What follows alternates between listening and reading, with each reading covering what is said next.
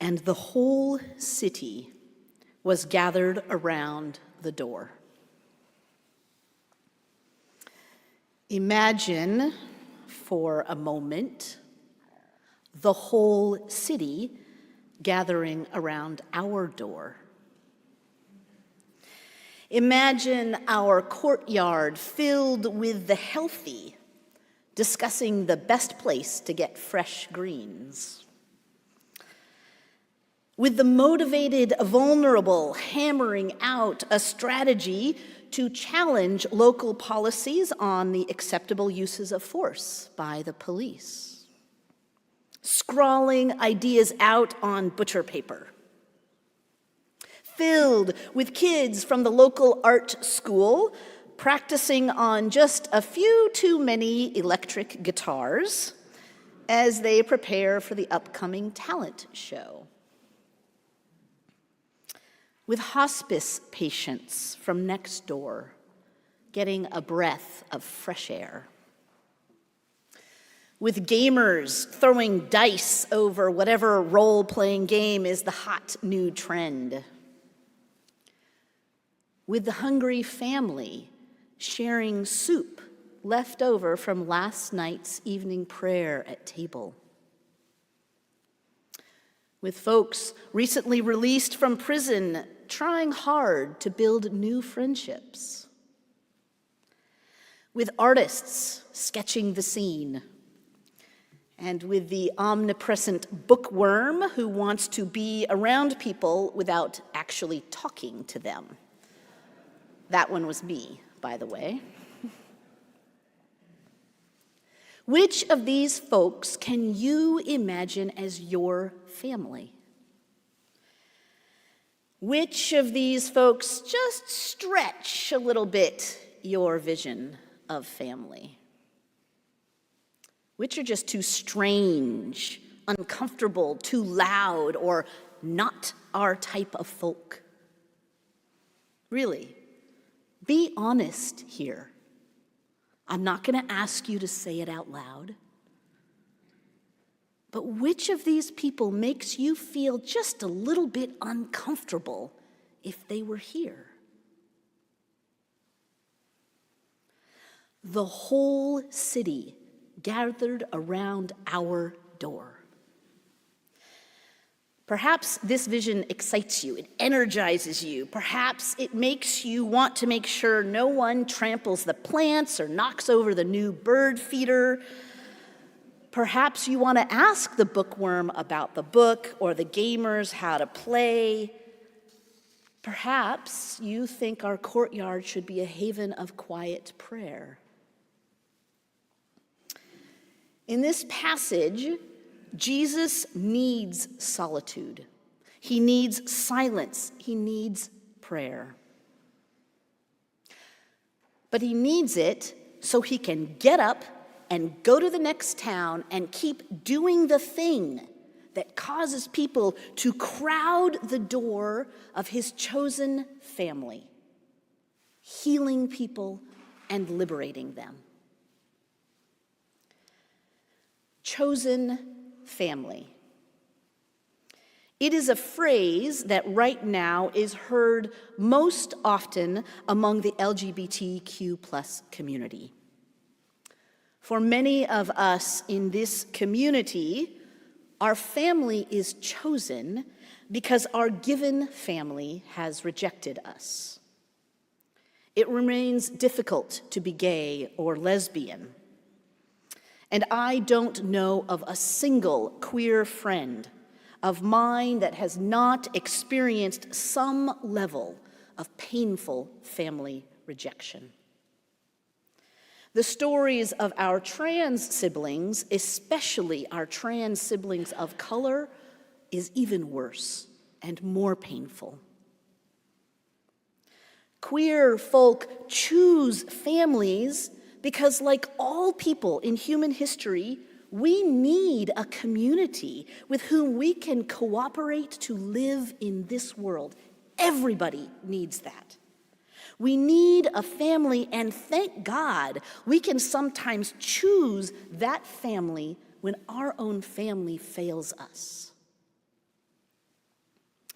Today, the phrase chosen family is often used by those whose lives simply do not reflect the heterosexual norm of male and female, masculine and feminine, husband and wife.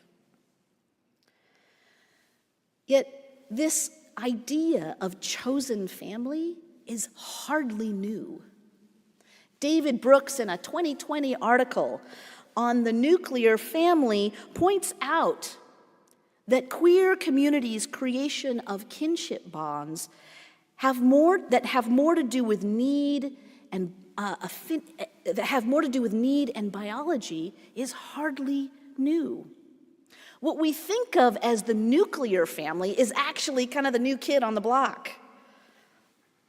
And as Brooks argues, it's a kid whose tumultuous adolescence has benefited mostly the wealthy and has wreaked havoc on those vulnerable in body, in ethnicity, in social status. Unlike our current cultural ideal, and it really is a very new cultural ideal only of the last century, Brooks notes that for vast stretches of human history, people lived in extended families, consisting not just of people they were related to, but people they chose to cooperate with. Family may be a group we are born into, but in truth, family is those with whom we cooperate. This is, I think, what we see in this passage, and something Jesus makes quite explicit later on in the Gospel of Mark when he rhetorically asks, "Who is my family?" and then answers the question, "Those who do the will of God." Here we see it unfolding. Jesus, James, and John enter the house of Simon and Andrew to find that Simon's mother-in-law is sick. This unnamed woman is, in all likelihood, the one who runs the household, ensuring that, like all Middle Eastern households, it is always ready to provide hospitality and welcome to the stranger, a stranger who, as Father Samuel reminded us last week, is also a guest. At this moment, it is quite possible that hospitality has ground to a halt due to her illness. And so, Jesus takes time to heal this woman who gets up and diakoneos them.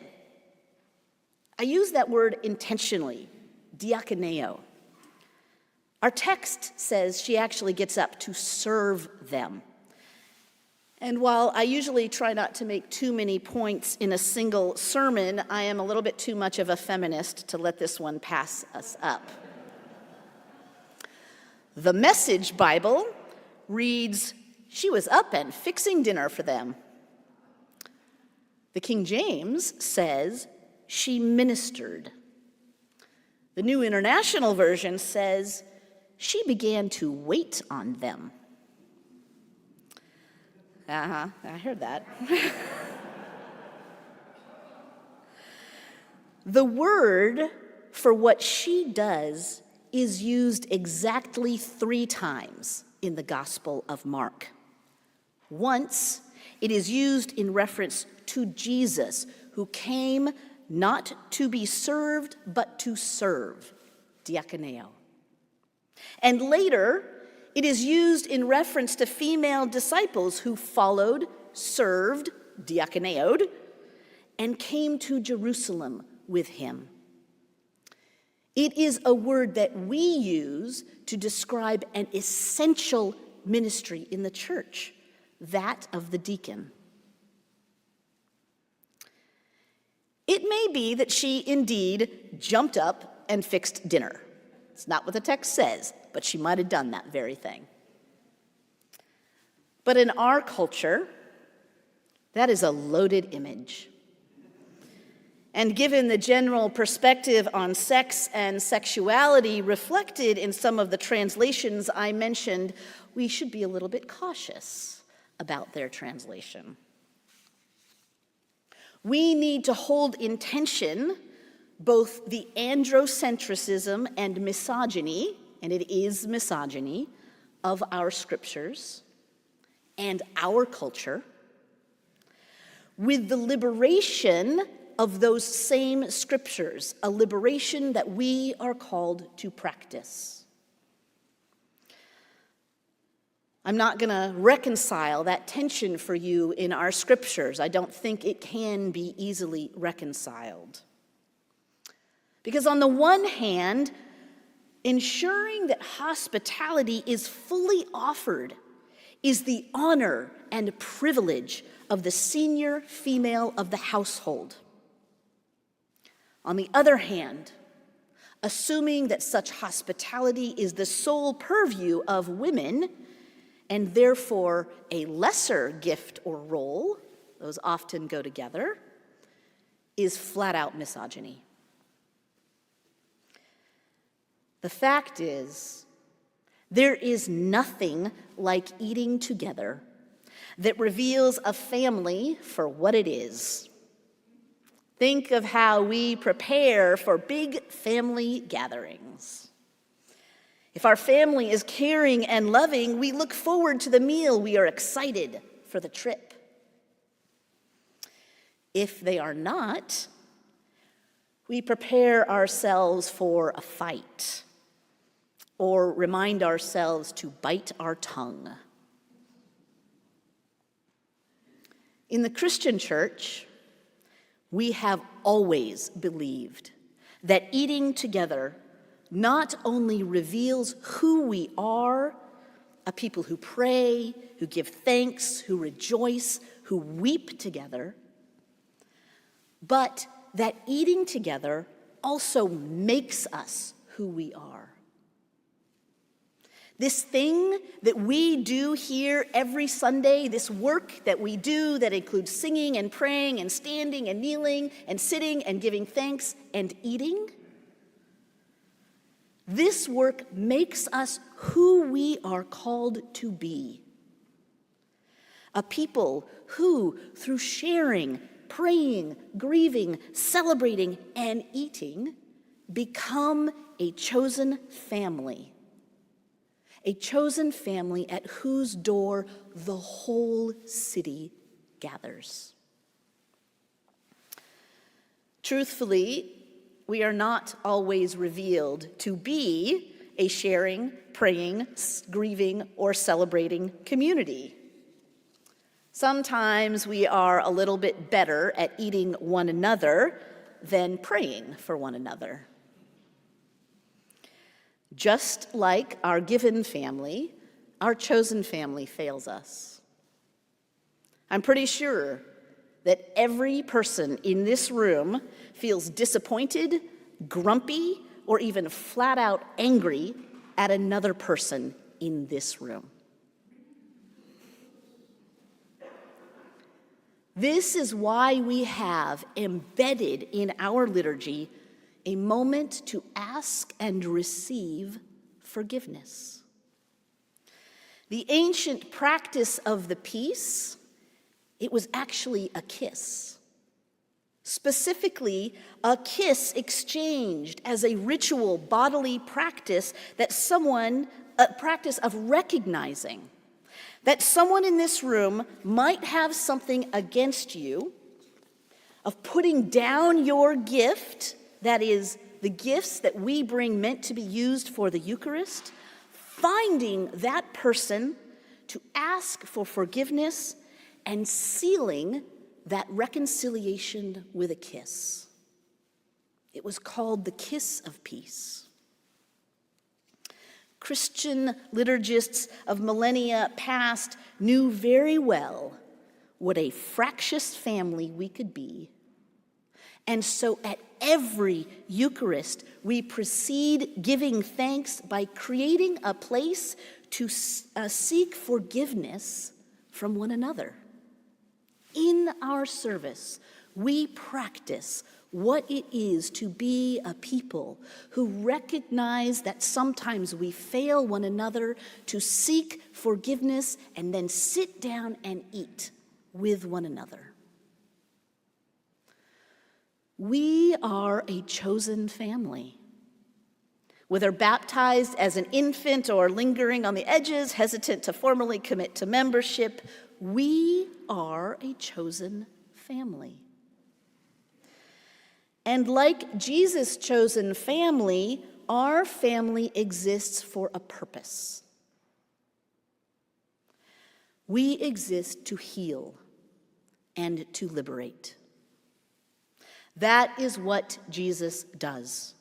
He takes the time to heal his own chosen family, to enable them to use their gifts, whether we like the social context in which those gifts are used or not. Enables people to use their gifts so that everyone can then go out and use their gifts.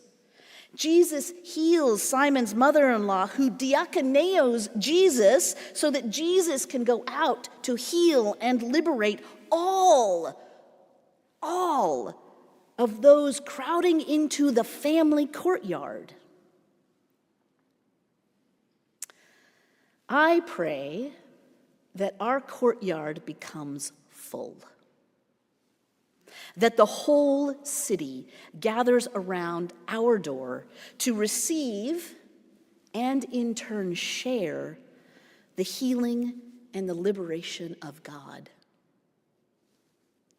That the people of Tacoma, of Stadium and North Slope and Hilltop and Central and all the places from which we come that surround this place,